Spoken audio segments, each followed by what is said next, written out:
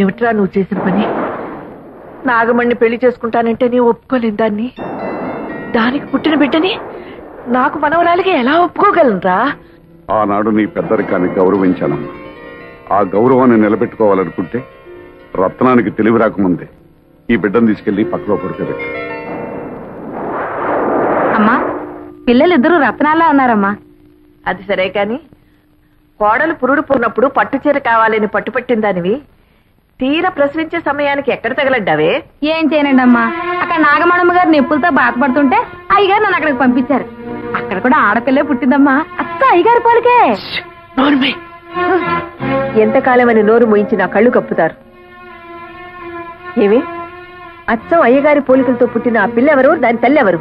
అది అది నేను ఇక్కడ నొప్పులు పడుతున్నానని తెలుసు కూడా నిన్ను అక్కడ పంపించారంటే ఆయన గారికి అంత ముఖ్యమైన మనిషి అది. చెప్పవే. తెలీదమ్మా. తెలీదు. అబ్బా, నన్నెందుకమ్మా కొడతారు? మీరు బాగానే ఉంటారు. అత్త మీద కోపం దొత్త మీద చూపించారని ఏమన్నా అంటే మా మీద విరుచుకు పడతారు. మీ పెళ్లి కాక ముందు నుంచి అయ్యగారికి నాగమణమ్మ గారికి సంబంధం ఉంది. ఈ సంగతి పెద్దమ్మ గారు కూడా తెలుసు. ఓహో, తల్లి కొడుకులు కూడబలుక్కునే నాకు అన్యాయం చేశారన్నమాట. అంత మాట అనకమ్మా. కేవలం ఆవిడతో పరిచయం అనుకున్నాను కానీ ఇంతవరకు వస్తుందని ఊహించలేదు. అబద్ధం ఆడకండి. ఆస్తి అంతస్తు కోసం ఆవిడ్ని బయటికి గెంటేసి నా సొమ్ము కాసపడి నా గొంతు కోశారు. దగ్గరుండి మీ కొడుకు చేత వ్యభిచారం చేయించారు. అమ్మా, ఏ చేసిన విషయం చెప్తే తప్పు వచ్చిందా? అమ్మ తర్వాత అమ్మ అత్తమ్మంటారు. సాటి ఆడదన్న గౌరవం కూడా లేకుండా నాకు ద్రోహం చేశారు. ఇంత జరిగాక అందరం కలిసి ఒకే చూరు కింద ఉండటం జరగని పని. నేను మా పుట్టింటికి వెళ్తున్నాను. వద్దమ్మా, ఇంటి కోడలు తెగతెంపులు చేసుకుని పుట్టింటికి వెళ్ళిపోయిందని అపకీర్తి నా కుటుంబం భరించలేదమ్మా. నేనే నా కూతురింటికి వెళ్ళిపోతాను. కానీ నీ భర్తకు మాత్రం అన్యాయం చేయకు. చూడండి, ఒకళ్ళు తిన్న కంచంలో తినే అలవాటు ఈ శేషారత్నానికి లేదు. ఏదో జన్మలో నేను చేసుకున్న పాపానికి శిక్షగా మీ వల్ల నాకు 2 బిడ్డలు కలిగారు. చాలు. సమాజాన్ని గౌరవించాలి గనక పేరుకు నేను మీ భారీగా ఉంటాను.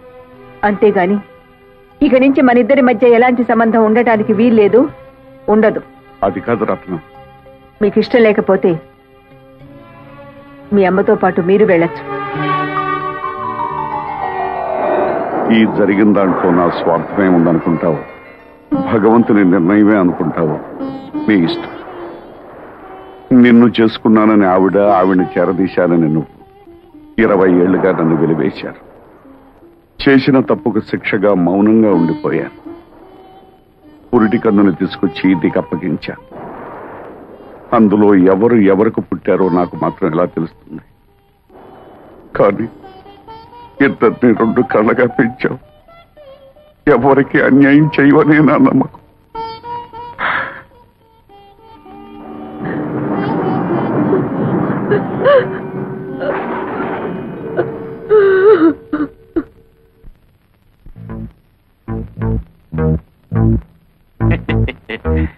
ఆహా, మాట మీద నిలబడే మనుషులంటే నాకు చాలా గౌరవం అండి. ఏదంటే డబ్బు సంచి ఏదండి? గురుగారు, నేను కూడా మాట మీద నిలబడే మనిషినేనండి. ఇన్నేళ్ళ నుంచి ఈ గుండెలో దాచుకున్న ఆ ఎత్తరే ఫోటోను చూశారండి, దాన్ని కత్తిరి పెట్టి కట్ చేస్తానండి. ఏదంటే డబ్బు సంచి ఏది? చెప్పుకోరా, నీ ఇష్టం వచ్చిన వాళ్ళతో చెప్పుకోరా, ఊరంతా తమకేసి చెప్పుకోరా. ఈ విషయం ఎవరికైతే తెలియకూడదో వాళ్ళకి తెలిసిపోయిందిరా. ఇంకా నువ్వేంటో నన్ను చేసేది? నీ ఇష్టం వచ్చిన వాళ్ళతో చెప్పుకోరా. మరి నా 5 లక్షలా? 5 లక్షలు కాదు కదా, మళ్ళీ ఈ ఊళ్ళో అడుగు పెడితే ఉప్పు పాత్ర ఇస్తాను రా.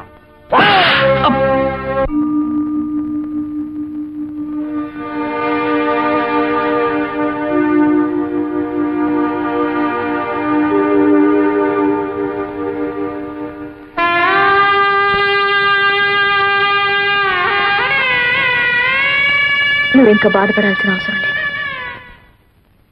నేను ఒక నిర్ణయం తీసుకున్నాను.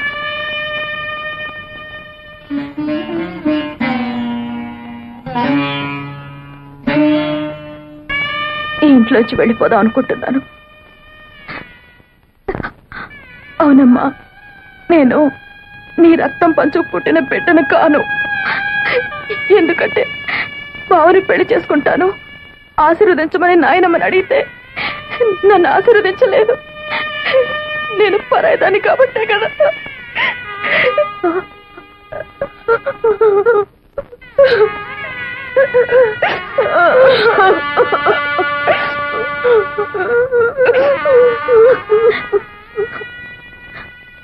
ఇన్నాళ్ళు నన్ను కన్న తల్లిలాగా పెంచినందుకు నీ రుణం ఎలా తీర్చుకోవాలో నాకు తెలియడం లేదప్పా.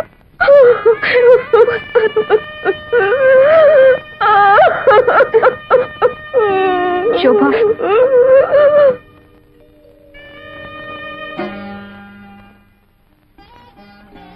ఏమిటా నిర్ణయం? నాయనమ్మ నిన్ను ఆశీర్వదించకపోవడానికి కారణం బావ గురించి నీకన్నా ముందు నేను చెప్పాను. అందుకే అమ్మకు జరిగిన అన్యాయమే మనకు కూడా జరగకూడదన్న అయోమయంలో నిన్ను ఆశీర్వదించలేదమ్మో. అంత మాత్రం చేత నువ్వు కూతురు కాదనుకుంటే నేను కాకపోయిండొచ్చుగా.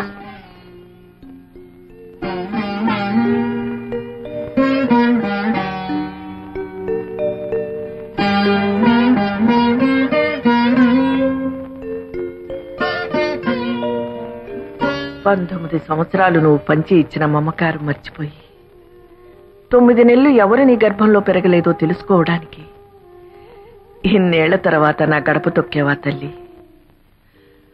అయినా పసిగుడ్డుగా ఉన్నప్పుడే నీ పక్కలో ఒక పిల్లని పడుకోబెట్టాను. వాళ్ళల్లో ఎవరు నాకు మాత్రం ఏం తెలుసు? ఎవరు సొంత బిడ్డ కాదు అని తెలుసుకోవడానికి నువ్వు నా దగ్గరికి వచ్చావని వాళ్ళకి తెలిస్తే ఆ పసి హృదయాలు ఏమైపోతాయి? ఏం చేయాలో తోచడం లేదత్తయ్య. మిమ్మల్ని కష్టపెట్టిన పాపం నన్నిలా ఏడిపిస్తుందేమో.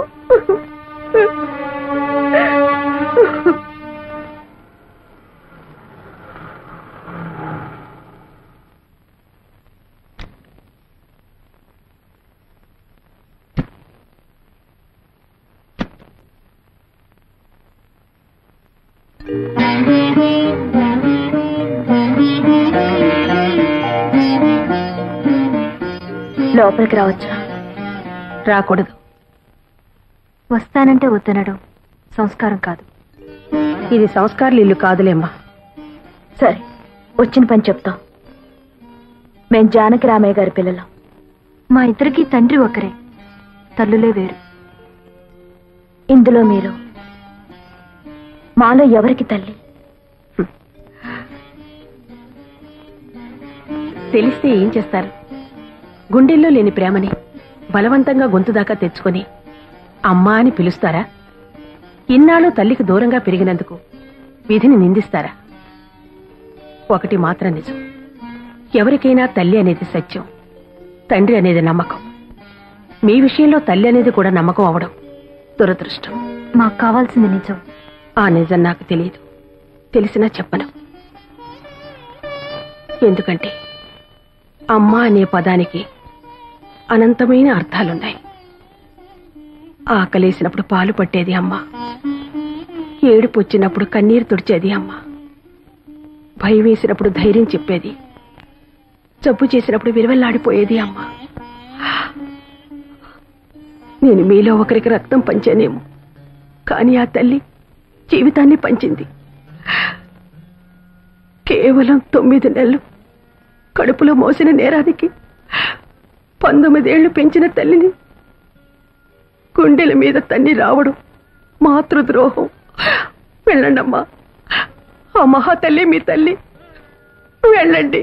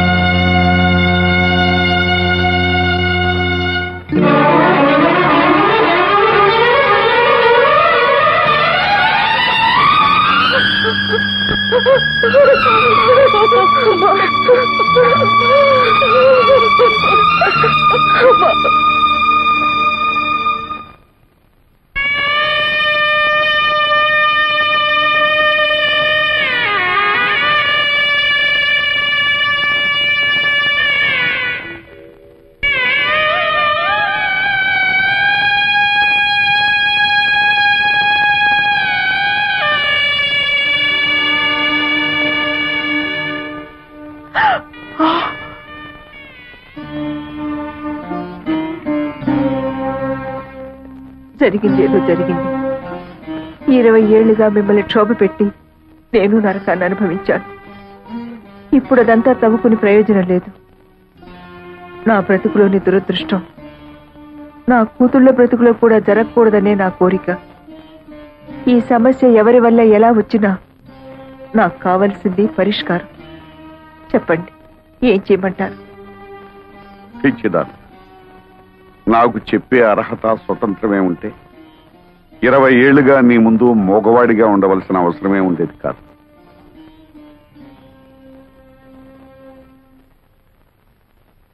అత్తయ్య, మీరైనా చెప్పండి, నన్నేం చేయమంటారు?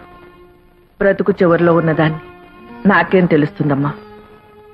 బ్రతుకు మొదట్లో అడుగు పెట్టబోతున్న వాళ్ళని అడుగు. భగవంతుడా, నాకు పిచ్చెక్కిపోతుంది. నేనేటో తెలుసుకోలేకపోతున్నాను. అమ్మ శోభ, మీరేం పసిపిల్లలు కారు. ఈ సమస్య కొని తెచ్చుకుంది మీరు. దీనికి పరిష్కారం కూడా మీరే తెలుసుకోండి. నా వల్ల కాదు.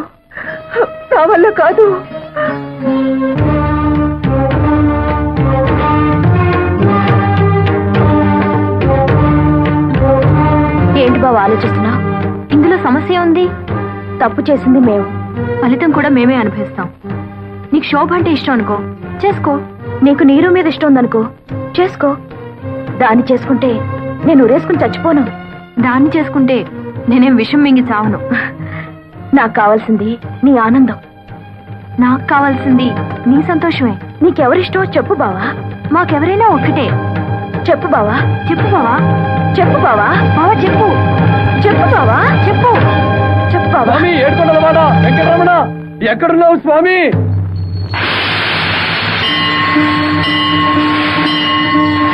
నాకు దారి చూపించు స్వామి. రానాయన, నీకోసమే ఎదురు చూస్తున్నాను. నా కోసం ఎదురు చూస్తున్నావా? అవును నాయన, నీకోసమే. నా కోసం నువ్వెదురు చూడటం ఏమిటి స్వామి? నువ్వు దేవుడివి, నేను మామూలు మానవుణ్ణి. వెంకటేశ్వరరావు, ఇద్దరు ఆడవాళ్ల మధ్య ఇరుక్కున్న తర్వాత నరుడైనా నారాయణుడైనా ఒక్కటే నాయన. పాటలు తప్పవు. ఇంతకీ నా సమస్యకి పరిష్కారం ఏమిటి స్వామి? అది చెబుతావనే బాబు నీకోసం ఎదురు చూస్తున్నాను. ఆ? అవును, ఆనాడు భూదేవి శ్రీదేవి అడిగిన ప్రశ్నకి సమాధానం చెప్పలేకే ఇలా రాయిగా మారిపోయాను. నువ్వు ఈ సమస్యకు పరిష్కారం చెప్పగల మేధావివని నిన్ను ఆ ఇంట్లో సృష్టించాను. నీ పేరు వెంకటేశ్వరరావు అని పెట్టించాను. ఇద్దరు ముద్దుల భామల సమస్యను నీ మెడ చుట్టూ చుట్టించాను. అప్పటి నుంచి నువ్వు ఎప్పుడొచ్చి ఈ దుర్భర సమస్యకి పరిష్కారం చెప్తావా అని ఎంతో ఆశగా ఎదురు చూస్తున్నానయ్యా. నా వల్ల కాదు స్వామి. చెప్పు నాయనా. ఇదే వ్యక్తి జవాబు చెప్పలేని ప్రశ్న స్వామి. నన్ను వదిలే స్వామి. వెంకటేశ్వరరావు మళ్ళీ వచ్చారు స్వామి. చిట్టి శ్రీదేవి, చిన్ని భూదేవి నాయన. ఆ ఇద్దరిలో ఎవరో ఒకరిని ఎలుకు. ఇదా స్వామి నువ్వు నాకు చెప్పే సలహా?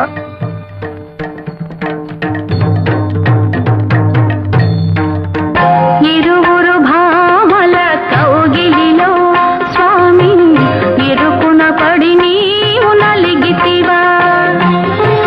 వలపుల వానల గల్లులలో స్వామి తలమున తలుగా తడిసితివా.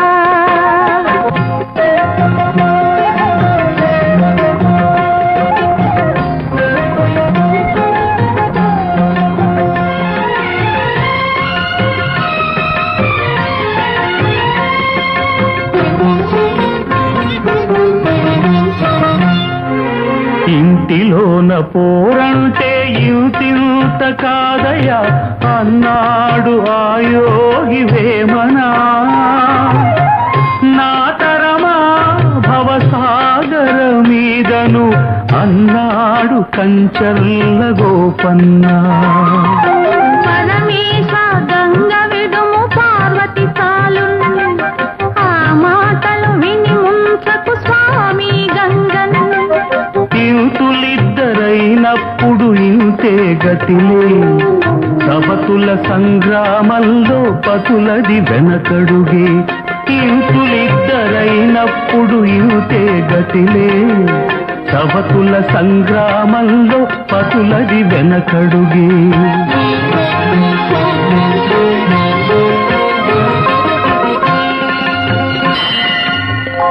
ఇరువురు భామల కౌగిలిలో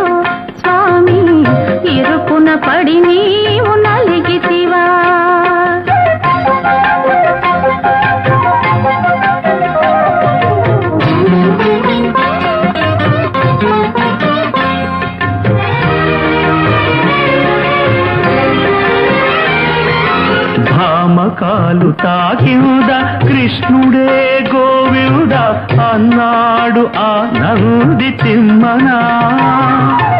ఒక మాట ఒక బాణము ఒక సీతనాదని అన్నాడు సాకేత రామన్నా.